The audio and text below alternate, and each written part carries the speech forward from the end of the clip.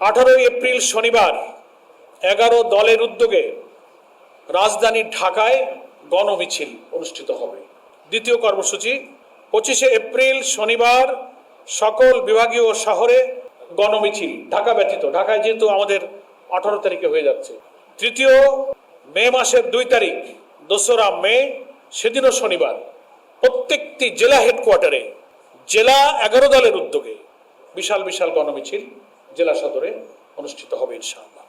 এবং 18 থেকে 2রা মে পর্যন্ত এই যে মাঝখানের দিনগুলোতে প্রত্যেকটি বিভাগীয় শহরে এবং গুরুত্বপূর্ণ জেলা শহরগুলোতে সেমিনার অনুষ্ঠিত হবে গণভোটের রায় বাস্তবায়নের দাবিতে, তাদের সৃষ্ট যে রাজনৈতিক সংকট, সংবিধানের অপব্যাখ্যা এবং জাতীয় সংসদে বিরোধী দলের দাবি, তাদের নোটিশ সবকিছু উপেক্ষা করে কর্তৃত্ববাদী শাসনের দিকে যে দেশ ধাবিত হচ্ছে তার বিরুদ্ধে বিদগ্ধ প্রবন্ধকাররা প্রবন্ধ লিখবেন, বিদগ্ধ আলোচকরা আলোচনায় অংশ নেবেন।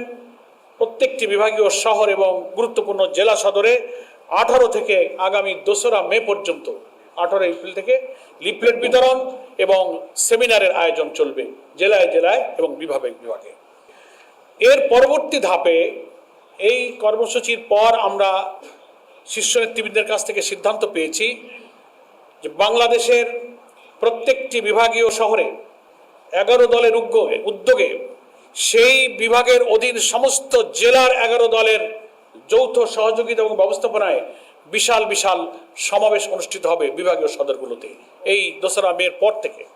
সেই শিডিউলটা আমাদের লিয়াজো কমিটি অবিলম্বেই বসবেন এবং তার সুনির্দিষ্ট তারিখগুলো ওনারা ঘোষণা করবেন।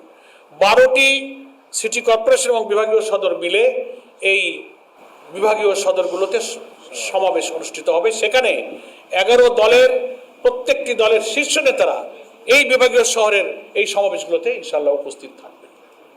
এটা হচ্ছে 2রা মের পর থেকে আমাদের লিয়াজো কমিটি একটা শিডিউল তৈরি করবেন, নির্দিষ্ট দিনক্ষণ কোন দিনে কোন সিটি কর্পোরেশন বা বিভাগীয় শহরে হবে এই দিনক্ষণ লিয়াজো কমিটি অচিরেই দেশবাসীর কাছে সাংবাদিক ভাইদের মাধ্যমে ঘোষণা করবেন।